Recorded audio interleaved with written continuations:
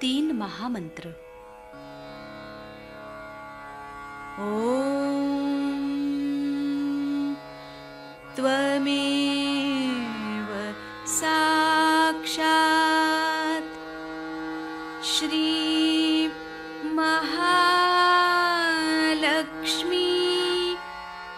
महासरस्वती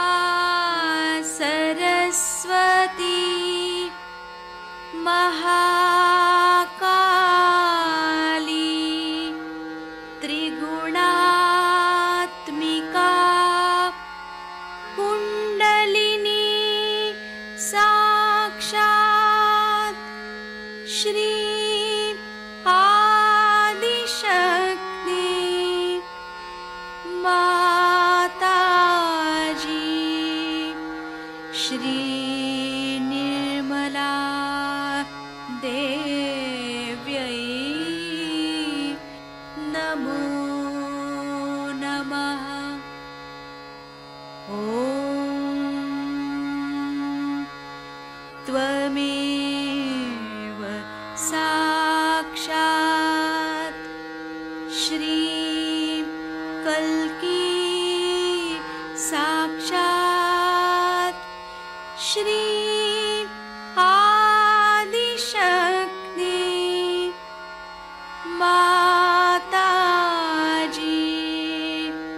श्री निर्मला देव्यै नमो नमः। ॐ त्वमेव साक्षात् श्री कल्की साक्षात् श्री सहस्रार स्वामिनी मोक्षप्रदायिनी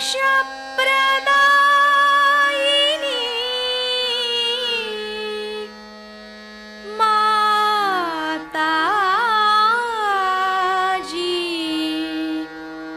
श्री निर्मला देव्यै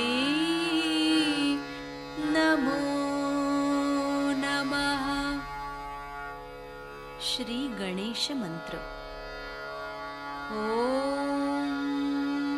त्वमेव साक्षात् श्री गणेश साक्षात् श्री आदिशक्ति माताजी श्री निर्मला देव्यै नमो नमः।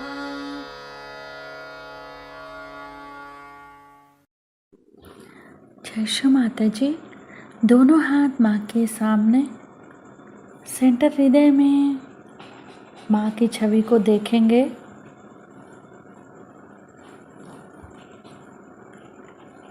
बीचों बीच हृदय में माँ को, श्री माता जी को बुलाएंगे।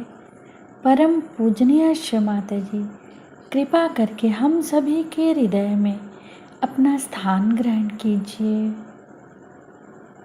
बार बार प्रार्थना, श्री माता जी कृपा करके हम सभी के हृदय में स्थान ग्रहण कीजिए।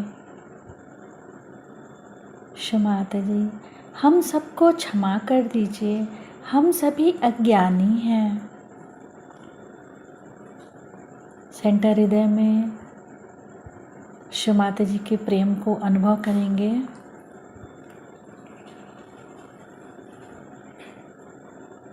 श्री माता जी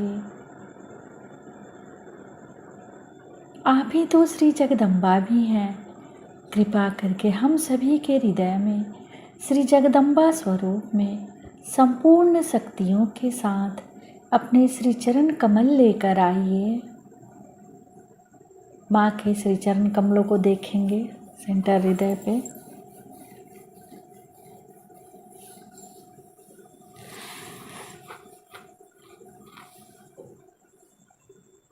श्री माता जी कृपा करके हम सभी के हृदय को अपने प्रेम से भर दीजिए। क्षमाते जी, हम सभी आपसे बहुत प्रेम करते हैं, हम सभी के हृदय में आइए।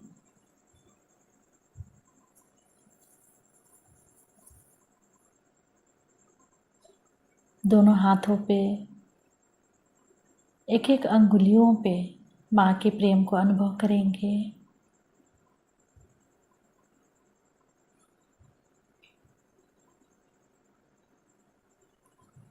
धीरे धीरे अपने संपूर्ण चित्त को राइट स्वादिष्ठान पे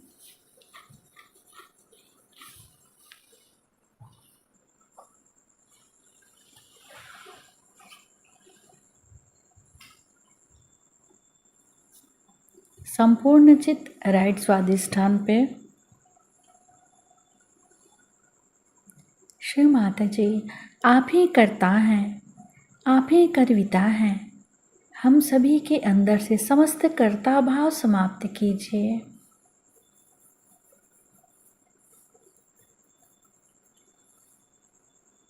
श्री माता जी, हमारे दाहिने स्वादिष्ठान में समस्त कर्ता भाव समाप्त कीजिए।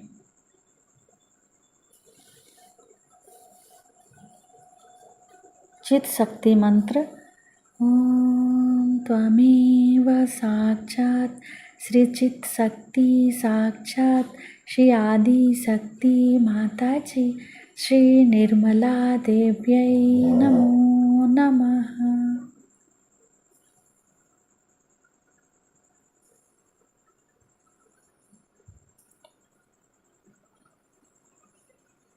संपूर्ण चित राइट स्वादिष्ठान पे ही रखेंगे।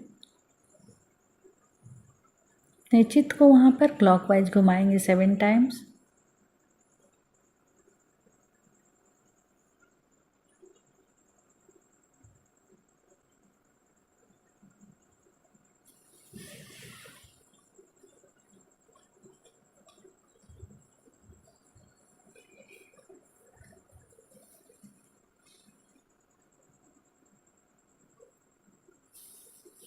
धीरे धीरे अपने संपूर्ण चित्त को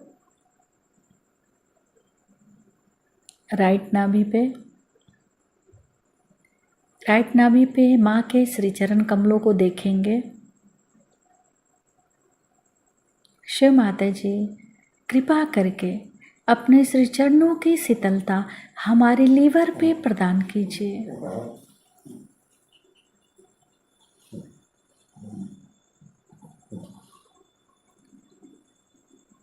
शिव माता जी, कृपा करके अपने श्री चरणों की शीतलता हमारे लीवर पे प्रदान कीजिए।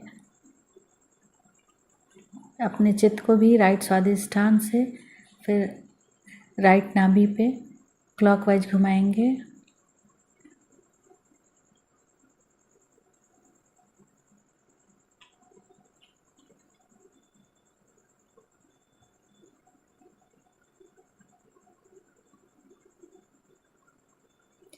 धीरे धीरे अपने संपूर्ण चित्त को सुषुम्ना नाड़ी से उठाते हुए सेंटर नाभि, सेंटर हृदय, सेंटर विशुद्धि, फ्रंट आज्ञा, सहस्त्रार।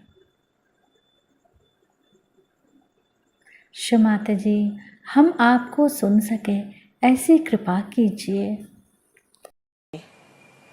उनसे किसी ने पूछा कि कुंडलिनी जागरण में कितना समय लगता है, तो उन्होंने कहा कि तत्क्षण, उसी क्षण हो जाता है, पर देने वाला भी चाहिए और लेने वाला भी चाहिए।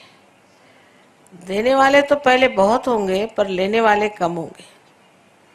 आज लेने वाले हजारों हैं और इसलिए कार्य इतने आसानी से हो रहा है। आज मैं आपको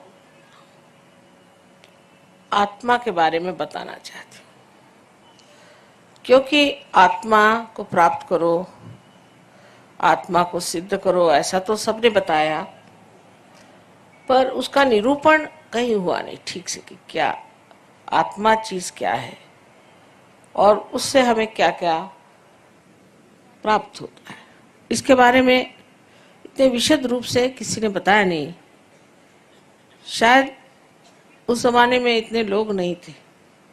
कृष्ण ने एक केवल अर्जुन से ही बात करी, और जो बात अर्जुन से कही वो भी इस ढंग की है कि सर्वसाधारण बुद्धि का मनुष्य उसे नहीं समझ सकेगा, क्योंकि श्री कृष्ण एक डिप्लोमैट थे, डिवाइन डिप्लोमैट। वो ये जानते थे कि मनुष्य की खोपड़ी उल्टी बैठी, उसको सीधी बात बताएंगे तो कुछ समझ में नहीं आएगा, तो उल्टी तरफ से बात बताने से उसका दिमाग में बात आ जाएगी। नहीं, हजारों वर्ष पहले की बात है। तो उन्होंने 3 मार्ग बताए। अब वो बिजनेसमैन तो थे नहीं तो पहले सबसे गलत रास्ता बताते, ऐसा सस्ता माल सबसे पहले बिजनेसमैन बताएगा। तो उन्होंने सबसे बढ़िया पहले बता दिया कि तुम पहले ज्ञान को प्राप्त करो। ज्ञान को प्राप्त करने का मतलब नहीं कि आप किताबें पढ़ी, किताबें पढ़ने से कोई ज्ञान प्राप्त नहीं होता है।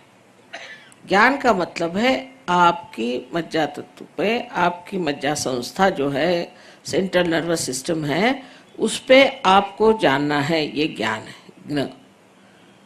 संस्कृत में शब्द है ज्ञ, जिसे आप ज्ञान कहते हैं, ज्ञानम। ये शब्द थॉमस जब आया था हिंदुस्तान, ईसा मसीह का शिष्य, तो उसने भी यूज किया, पर उसकी किताब 1600 साल तक लोगों ने गाड़ के रखी। उन्होंने ही गाड़ी हुई थी, 52 किताबें गाड़ के रखी, डर की वजह से कि लोग उनसे कहेंगे कि ये आदमी जो है वो हेरेटिक है। हेरेटिक माने जो सही रास्ते से हटाने वाला, या ब्लास्फेमी है माने परमात्मा की बदनामी है। उन्होंने ये बात लिखी कि परमात्मा को जानना जो है वो एक अनुभव है, और जब तक वो अनुभव प्राप्त नहीं होता तब तक आप ज्ञानी नहीं हो सकते। और जो लोग उस वक्त ऐसे ज्ञानी हो गए थे, उनका नाम ग्नोस्टिक्स रखा था, और जो ज्ञान को नहीं मानते थे एग्नोस्टिक कहते थे। पर जैसे हर एक जगह मुल्ला या प्रीस्ट या अपने हिंदुस्तानी भी लोग जो हैं, जो कि अपने को धर्म के अवतार समझते हैं, इन लोगों ने चाहा कि इस थॉमस की बात को फैलने देना नहीं चाहिए, और बिल्कुल उसके खिलाफत में हो गए। ये सब गलत बात है, इनके पास कुछ नॉलेज नहीं है, झूठ बात बोलते हैं, ये है। क्योंकि जब धर्म गर्भ पैसा कमाने का धंधा हो गया तो ये तो सब गलत हो ही जाएंगे। और इस तरह से उन्होंने बता दिया कि ये लोग जो हैं बिल्कुल गलत हैं, और इन लोगों का जो कुछ भी कहना है वो बिल्कुल परमात्मा के विरोध में, इनके पास कोई ज्ञान नहीं। तो बेचारों ने मारे डर के अपनी सारी किताबें इजिप्ट में गाड़ दी, और वो फिर हिंदुस्तान आए। ये तब हालत थी, आज भी इतनी खराब हालत नहीं है। ऐसे ही हाल ईसा मसीह का रहा, ऐसा ही हाल अपने यहाँ संत साधुओं का रहा। ज्ञानेश्वर जी को कितना सताया गया। उन्होंने छठी अपनी जो उनका अध्याय, 6वां अध्याय, उसमें उन्होंने गीता का सब तो लिखा ही है, पर उसमें लिख दिया है कि कुंडलिनी के जागरण से ही आत्म साक्षात्कार होता है। तो उनके पीछे हाथ धो के लग गए। इतना उनको सताया कि 23 साल की उम्र में इतनी बड़ी किताब लिख गए, वो जिसका नाम है अमृतानुभव। वो किताब आप रियलाइजेशन के बाद पढ़िए तो लगेगा कि आप कोई स्वर्ग में है। और उनको इतना सताया कि उन्होंने समाधि ले ली। कबीर ने कहा, कैसे समझाऊं सब जगह अंधा। सबका एक ही हाल, सबको छल छल के मारा गया। संतों का क्या हाल हुआ आप जानते ही हैं, मुझे बताने की जरूरत नहीं। तुकाराम का क्या हाल हुआ, और नरसिंह भगत हो गए। सब लोगों को सताने के सिवाय और लोगों ने कुछ नहीं किया। तो उनकी बात कौन सुनेगा, क्योंकि वो जो बात कह रहे थे वो सच्ची बात कह रहे थे। और जो लोग अपना पेट भरना चाहते हैं भगवान के नाम पर, उन लोगों से कौन बता सकता है? ये बड़े बड़े जो ऑर्गेनाइजेशंस बने हुए हैं, आपको पता नहीं, मुझे बताने में कोई हर्ज नहीं है कि ये जो वेटिकन बना हुआ है, इसका जो बैंक है, अपने हिंदुस्तान का पैसा पहले वहां जाता है और फिर स्विट्जरलैंड जाता है। ये क्या भगवान का काम है? इसी प्रकार यहाँ भी पैसे का परमात्मा से क्या संबंध हो सकता है? हो ही नहीं सकता। ये तो आपने बनाई हुई चीज है। भगवान को क्या पता पैसा क्या चीज होती है। सो इस तरह से जो ज्ञान को प्राप्त न करते हुए लोगों ने कहा, अच्छा कृष्ण ने कहा ज्ञान को प्राप्त करो तो तुम पढ़ो, वो किताबें लिख लिख के बेचेंगे, ये करेंगे, भिखारी जैसे घूमते हैं लोग और बेचते रहते किताबें खरीदो। कबीर ने कहा पढ़ी पढ़ी पंडित मूर्ख भय। पंडित लोग भी मूर्ख हो गए पढ़ पढ़ के। अब मुझे बचपन में लगता था ऐसे कैसे हो सकता है कि पढ़ के कैसे पंडित मूर्ख होंगे, लेकिन अब मुझे ऐसे बहुत मिले जो महामूर्ख है, उनसे बात ही करने में अर्थ नहीं। अब इसलिए उन्होंने जो ज्ञान की बात कही वो कही कि आपके सेंट्रल नर्वस सिस्टम में जो चीज प्रतीत होती है, जो जानी जाती है, उसको ज्ञान कहा गया, उसी को बोध कहा जाता है, जिससे बुद्ध का शब्द आया हुआ है। यही चीज विद भी है। विद से ही वेद आया, और वेद का जो पहला ही श्लोक है उसमें लिखा है कि इस सब को पढ़ने के बाद अगर आपको परमात्मा के बारे में विद नहीं हुआ तो बेकार। अभी विद शब्द भी उसी से आया, लेकिन हम लोग तो सिर्फ बुद्धि के ही माध्यम से हर एक चीज जानना चाहते हैं। बुद्धि से परे कोई चीज है ये हम समझना नहीं चाहते। इसलिए कृष्ण पहले कह दिया कि तुम ज्ञान पे आओ। फिर उन्होंने दूसरी बात कही कि तुम कर्म करो, लेकिन उसमें भी फिर डिप्लोमेसी है। अगर आप सोचें तो कि जो कुछ भी कर्म करो वो परमात्मा के चरणों में डाल दो। अब एक कोई मर्डर भी करके आके कह सकता है कि भाई मैंने मर्डर किया और परमात्मा के चरणों में डाल दिया। ऐसा होता है कभी कभी, मैंने इसका मर्डर किया, मैंने उसका मर्डर किया, मैंने अब कन्फेशन दे दिया, हो गया काम खत्म। ये सब दिमागी जमा खर्च है। अगर मनुष्य अपने में ऐसा एक समाधान ले ले कि जो भी मैं करता हूं परमात्मा के नाम पे करता हूं, तो ऐसे आदमी को सिर्फ यही कहना चाहिए कि वो गलत फहमी में है, ये गलत धारणा दिमाग में बैठा ली है। हो ही नहीं सकता जब तक आप में मैं ये करता हूं ये भावना है, तब तक ये चीज हो ही नहीं सकती। ये भावना टूटनी चाहिए, और वो सिर्फ सहयोग में पार होने के बाद होती है। कि मनुष्य बोलता कैसे है फिर कि ये हो रहा है, ये जा रहा है, कुंडलिनी चढ़ रही है। ये नहीं कहेगा मैं चढ़ा रहा हूं, चढ़ रही है। तीसरे पुरुष में बात होती है, बोलने का ढंग ही बदल जाता है। खुद आकर मुझे बताएंगे कि माँ मेरा आज्ञा चक्र पकड़ा है, इसको साफ करना। इसका मतलब है कि मुझ में अहंकार चढ़ गया है। कोई आदमी कहेगा कि मुझ में अहंकार चढ़ गया, ऐसा है कोई आपको मिला आज तक? हिटलर भी नहीं कहेगा कि मुझ में अहंकार है, लेकिन वो खुद ही आके कहते हैं कि माँ मेरा आज्ञा चक्र पकड़ा है, इसे ठीक करना चाहिए, क्योंकि उसका सरदर्द हो जाता आज्ञा चक्र से। तो उसकी बातचीत ही और तरह की होती है, और वो जो भी कर्म करता है वो कभी कहता ही नहीं कि मैं कर रहा हूं, वो कहता कि नहीं सब हो रहा है, सब घटित हो रहा है, मैं तो सिर्फ उसे साक्षी स्वरूप से देख रहा हूं।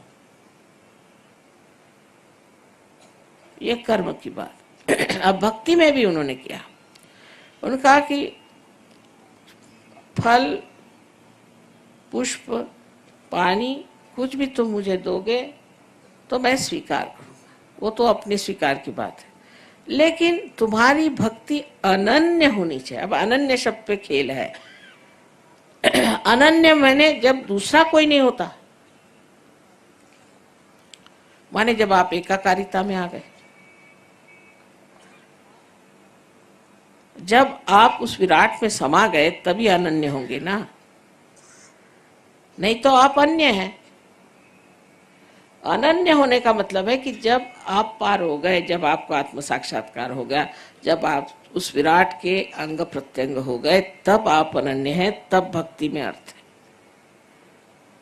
अब ये लोग जब आपके सामने गा रहे थे, इनकी भक्ति जो है वो पहुंच जाती, क्योंकि इनका कनेक्शन बना हुआ है। जिनका कनेक्शन ही नहीं बना है, अब बहुत से लोग आएंगे कहेंगे माँ हम तो शिव जी को इतना मानते हैं, शिव जी का इतना करते हैं, और हमें हार्ट अटैक कैसे आ गया अगर शिव जी हृदय में है।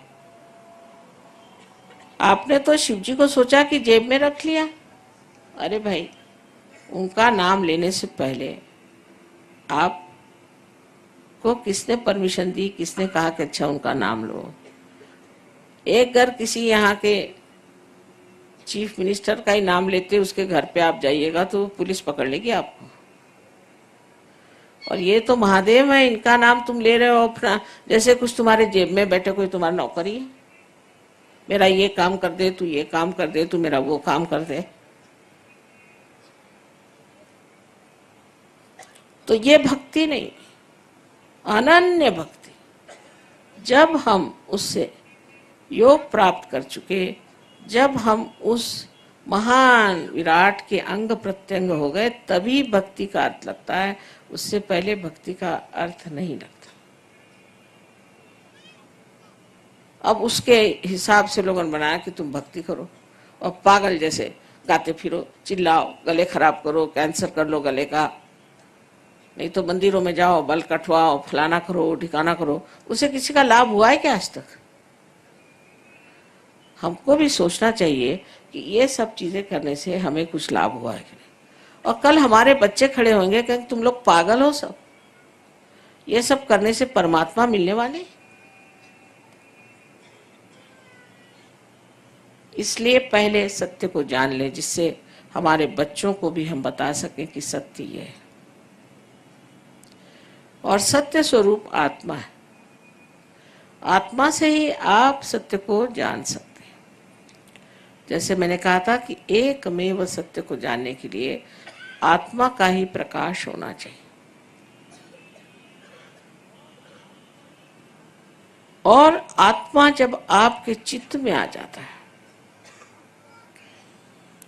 तो आपका चित्त इस कदर प्रकाशमय हो जाता है कि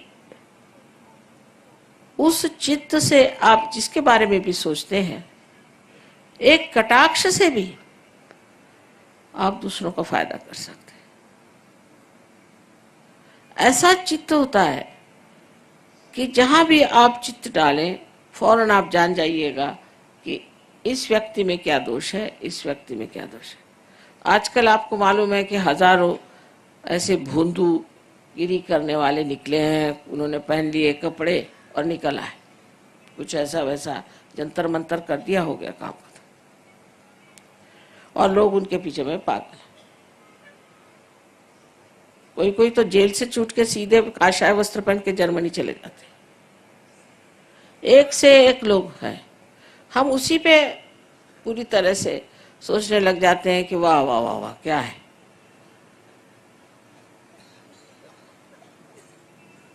लेकिन हमारा दिमाग लगाएं इस चीज पर, अच्छा बुद्धि से ही सोचें कि हमने क्या पाया, हमको क्या मिला। मैं माँ हूं, मैं पूछूंगी बेटे छोड़ो, तुमने ये गुरु माना है ना, अच्छा ठीक है, तुमको क्या मिला?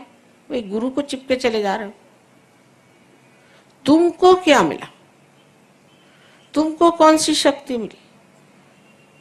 किसी भी गुरु के पास जाने से कम तुम्हारी तंदुरुस्ती तो अच्छी रहे। इधर हार्ट अटैक आ रहे हैं, आंखें अंधी हो रही, किसी को कुछ हो रहा है। ऐसे गुरु किस काम के? मैं तो माँ हूं, मैं तो कहूंगी ऐसे गुरु छोड़ो, बेकार की चीज। ऊपर से रुपया पैसा चढ़ाओ, ये चढ़ाओ वो चढ़ाओ। सन्यासियों को रुपया पैसा काहे को चाहिए? तो ये जो भ्रम हमारे दिमाग में बैठे हुए हैं, इन भ्रम को निकालने के लिए भी हमारे अंदर आत्मा की जागृति हो तो हम फौरन समझ जाएंगे कि हमारे हाथ में ही हम समझ जाएंगे। उंगलियों के इशारे पे कोई आदमी आपके सामने खड़ा कर दीजिए, बड़े ढोंग रच के आया हो, फौरन आप समझ जाएंगे कि मां ढोंगी। मेरी नातिन है, छोटी सी थी, 5 साल की। तो मेरी लड़की और दामाद गए थे लद्दाख। वहाँ पे गुरुजी बन के बैठे हुए थे एक ढेले पर। वहाँ के वो उस जगह के वो बड़े भारी गुरुजी थे और सब जाए उनके सामने, झुक जाए। इससे रहा नहीं गया। फिर उसके माँ बाप भी गए, उन्होंने देखा सभी झुक रहे, मैं नहीं झुको तो कैसे। जाके खड़ी होकर उनके सामने सीना तान कहती कि तुम क्या सबसे पैर छुआ रहे हो, तुम तो पार भी नहीं हो, साफ कह दी। अब ये माँ बाप जरा गड़बड़ा गए कि ये कर। एक बार रमन महर्षि के प्रोग्राम में मुझे बुलाया था। रमन महर्षि बहुत ही पहुंचे पुरुष थे, इसमें कोई शक नहीं, लेकिन उनके यहाँ डिसाइपल्स जो है भगवान ही बचा रखे, ना किसी में रियलाइजेशन है, नहीं किसी को अक्ल है, ना कुछ, ना किसी ने कुंडलिनी की बात करी, ना किसी ने कोई आत्म साक्षात्कार की बात, कुछ नहीं, बेकार की बात है। तो एक साथ बड़ा भारी चोगा पहन के बैठे थे, कोई रामकृष्ण आश्रम के कोई बैठे थे, बड़े भारे मठाधीश। तो हमारी ग्रैंड डॉटर एक थी, दूसरी वो बैठी थी। तो उसने देखा फिर उठ के खड़ी हुई सामने बैठी थी। बहुत से सहयोगी भी थे। नानी, ये मैक्सी वाले को यहाँ से भगाओ, मुझे बड़ी गर्मी आ रही है, मैक्सी वाला। तो हमारी पहचान क्या, कौन को आपका गुरु हो सकता है? वही हो सकता है सदगुरु, वो ही जो साहिब मिली है। नानक साहब ने कहा है वही सदगुरु है जो आपको परमेश्वर से मिलाता है, जो सिर्फ परमेश्वर की बात करता है, आत्म साक्षात्कार को ही सब कुछ समझता है, वही सदगुरु है। और जिसको आप खरीद नहीं सकते, जिसको आप खरीद सकते हो आपका नौकर चाकर, उससे भी बदतर है।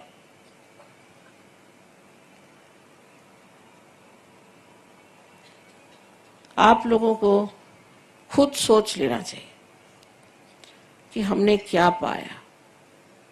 आत्मा के बल से आप जान जाइएगा कि कौन सच्चा है और कौन झूठा है, और कौन हमें परमात्मा से मिलाता है।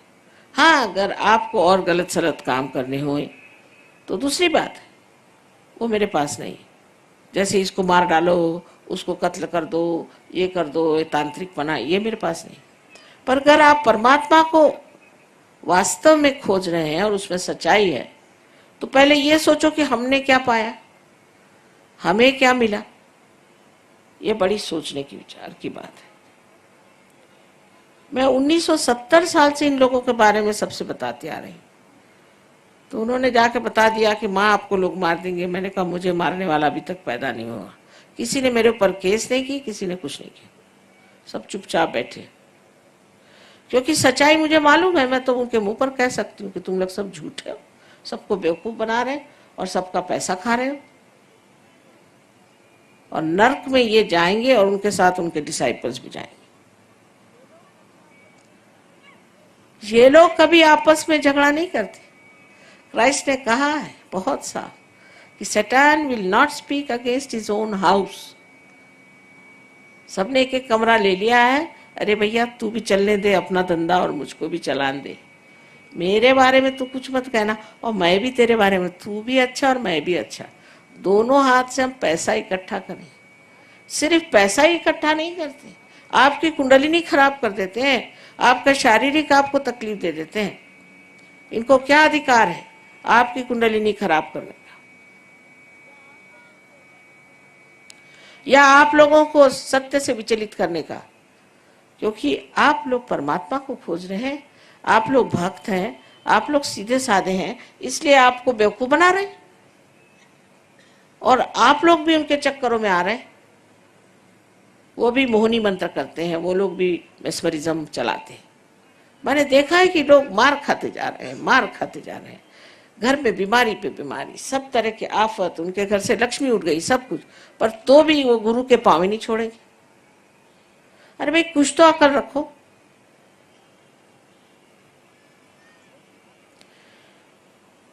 लेकिन आत्म साक्षात्कार के बाद आप समझ जाएंगे, मुझे कुछ कहना नहीं पड़ता, आप अपनी बात कहेंगे, भगवान बचा। अभी आपने डॉक्टर तलवार को देखा होगा, कल ऐसे ही चक्कर में थे, वो जो भागे वहां से, तो उनका सारा खानदान, उनके सारे मित्र सब वहां से भागते, बड़े बड़े नाम, बड़े बड़े उनके घर, बड़े बड़े महल, ये सब होंगे। इससे कोई भगवान मिलने वाले हैं? आप इस चीज से सतर्क हो जाए, क्योंकि आप लोग विशेष लोग हैं। इस वक्त आपका जन्म हुआ है, आपको परम पद मिलने वाला है, और आप कोई सर्वसाधारण लोग नहीं कि जो अपने को ठगा ले या आपको नाश की ओर ले जाए। इसके लिए आत्मा का प्रकाश हमारे चित्त में आना चाहिए, और चित्त में आते ही साथ हमारे नसों में, हमारे नर्व्स पे आ जाता है, और हम जान सकते हैं कि कौन सच्चा है, कौन झूठा है, कौन सा स्वयंभू है, कौन सा नहीं है। हर एक चीज को हम खूब अच्छे से पहचान सकते हैं, क्योंकि अब हमारे अंदर अंधापन नहीं रह गया, अब हमारी आंखें खुल गई। यह आत्मा का बड़ा भारी आशीर्वाद है, क्योंकि उसके प्रकाश के बगैर हम परमात्मा को प्राप्त ही नहीं कर सकते। वही हमारा रास्ता है, वही हमारा मार्गदर्शक, उसी के मार्गदर्शन में ही हम ऊंचे उठ सकते हैं।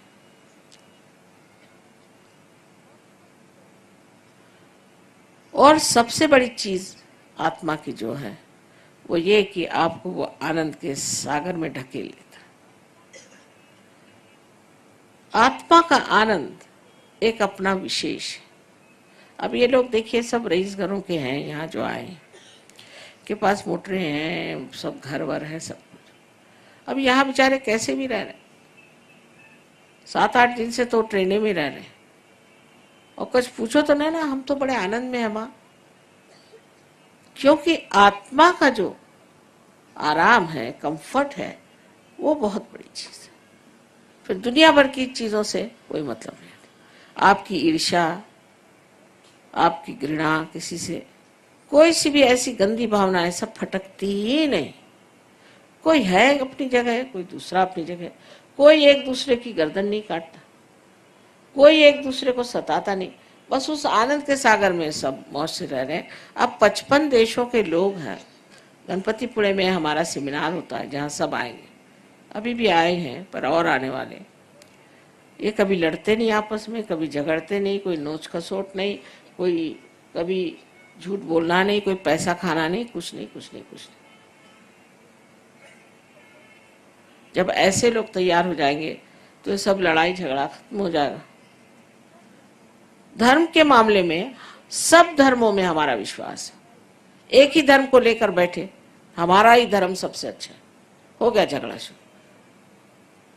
आपका धर्म का सबसे अच्छा है तो क्यों नहीं सारी दुनिया में आपने शांति प्रस्थापित कर दी। तो ये हम लोग विश्व धर्म के मानने वाले हैं, क्योंकि आत्मा विश्वव्यापी है, सबके अंदर एक ही परमात्मा का प्रतिबिंब है, और सब लोग सामूहिक हैं, और सारे विश्व में हृदय में एक ही आत्मा का प्रकाश है। तो फिर हमारा कैसे धर्म अलग हो सकता है? हमारे यहाँ मुसलमान भी हैं, ईसाई हैं, जूस हैं। अब जूस लोग ईसा मसीह को नहीं मानते, ईसा मसीह को मानते हैं। मुसलमान लोग गणेश जी को मानते हैं, यहां पर भी 1-2 आए हुए। और हिंदू लोग मोहम्मद साहब को मानते हैं, क्योंकि उनकी खूबियां हमें पता नहीं। जैसे घोड़े को बांध देते हैं ना ब्लिंकर्स, ऐसे हम लोगों ने बांध लिया, हमारा धर्म सबसे अच्छा। फिर जो धंधा करना हो धंधा करो, उसमें कोई हर्ज नहीं, कोई से भी धंधे करने में हर्ज नहीं, पर हम ये हैं, हम इस जाति के। विश्व धर्म की स्थापना अब हो गई, और ये लोग सब विश्व धर्मी हैं। हर धर्म का मान है, हर तरह के लोगों का मान है, हर देश के लोगों का मान है। और सबसे अधिक जितने अवतरण हो गए, जितने प्रेषित हो गए, माने प्रॉफिट्स हो गए, जितने दृष्टा हो गए, जितने संत हो गए, इन सब का विश्वव्यापी स्वरूप समझ करके ये लोग उनको मानते हैं। मानने का मतलब ये नहीं कि मैंने मान लिया, मैंने राम को मान लिया, बस राम को मान लिया इसका मतलब आप राम हो गए क्या? आपके अंदर राम के कौन से गुण आए बताइए? श्री राम को तो आपने मान लिया, और आपके अंदर कौन से गुण आए? अभी एक साहब मिले थे, बड़े भारी मिनिस्टर, कहा श्री राम को मैं मानता हूँ, अपना भतीजा, अपना भांजा, अपना ये, उसको सबको नौकरी लगा रहे हैं। मैंने कहा उन्होंने तो अपनी बीवी को तक छोड़ दिया और आप ये सब रिश्तेदारी लगा रहे हो, तो कहाँ से राम को मानते हो? मैं तो राम को मानता हूँ। माने राम बड़े कि आप? इस तरह की हम अपने साथ छलना करने से कोई फायदा नहीं। हमें अपने साथ बड़ी ईमानदारी रखनी चाहिए, और इस ईमानदारी में हमें एक प्रेम से सोचना चाहिए कि भाई हमने अपने लिए क्या किया, हमने अपने लिए क्या माना, हमने अपना कौन सा उद्धार कर लिया, हम कौन से ऐसे विशेष प्रदेश पे गए, ऐसे कौन से महान उच्च विचारों में हम अपना जीवन व्यतीत कर रहे हैं। ऐसा तो कुछ हुआ नहीं, तो फिर मान लेने की बात क्या? मानने का मतलब है कि हमारे जीवन में उसका प्रतिबिंब दिखना चाहिए, लोगों को दिखाई देना चाहिए कि आपने अगर किसी को मान लिया है तो आप में भी उसकी कोई ना कोई छवि है, उसका कोई ना कोई अर्थ है, वो कोई ना कोई मतलब रखता है, उसका आपके जीवन में भी कोई ना कोई प्रादुर्भाव है। जब तक ये चीज नहीं दिखाई देगी तब तक आप किसी को भी मानते रहें, मंदिरों में जाएं, चाहे मस्जिदों में जाएं, चाहे गिरजों में जाएं, चाहे दरबार साहब पढ़े, सब एक ऐसी चीज।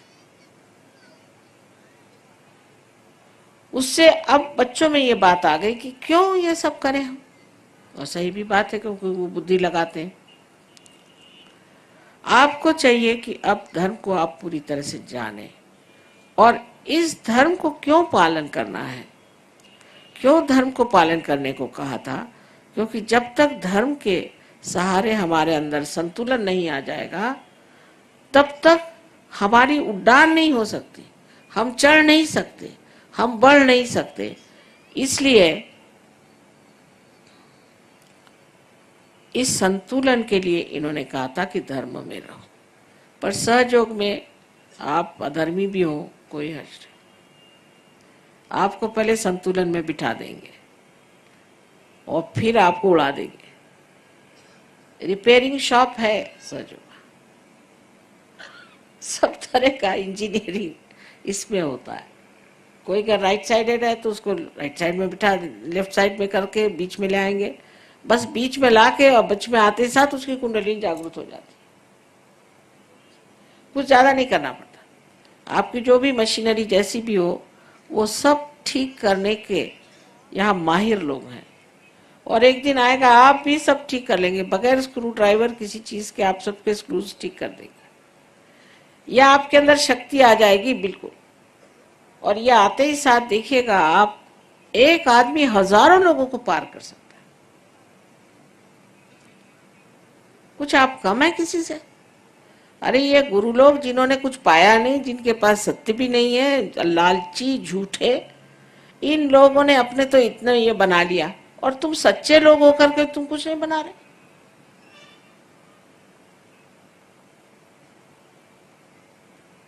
अपनी शक्ति को जानो। मुझको मान लेने से कुछ फायदा नहीं, मुझको मानने से क्या फायदा है? कुछ भी नहीं। आपकी शक्ति को मानो, उसको जगाओ और उसके शक्ति स्वरूप हो जाओ। तो आज मैंने आपसे बताया है कि आत्मा से आपको किस तरह से आपका चित्त आलोकित हो जाता है, और आप सत्य को किस तरह से जानते हैं और किस तरह से आप आनंद में विभोर हो जाते हैं।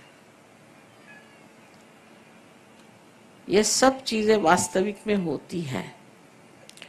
ये कुछ मैं ऐसी बातें नहीं बता रही हूँ कि जिससे बच्चों को माँ भुलाती रहती है। वास्तविक सच्ची बात है और ये सब आप सब कुछ प्राप्त कर सकते हैं, बहुत आसानी से प्राप्त कर सकते हैं। सिर्फ ये है कि अपने साथ सच्चाई रखो और अपने को किसी के हवाले मत कर दो। अब क्या करूं, मैं इस गुरु का शिष्य हूं। क्या तुम इसलिए पैदा हुए थे कि इस गुरु के शिष्य बने रहो जिंदगी भर? तुम किस लिए पैदा हुए थे? नाम आनंद और शक्ल देखिए तो ऐसी कि अभी कब्र में जा रहे। तुम्हारे माँ ने पता नहीं क्या सोच के तुम्हारा नाम आनंद रखा था। पता हुआ उस गुरु की मैं सेवा कर रहा था माँ, तो ऐसा ही हाल हो गया मेरा। कैंसर से मर रहा हूं। अगर तुम कैंसर से मर रहे हो तो तुम्हारा गुरु क्या कर रहा है?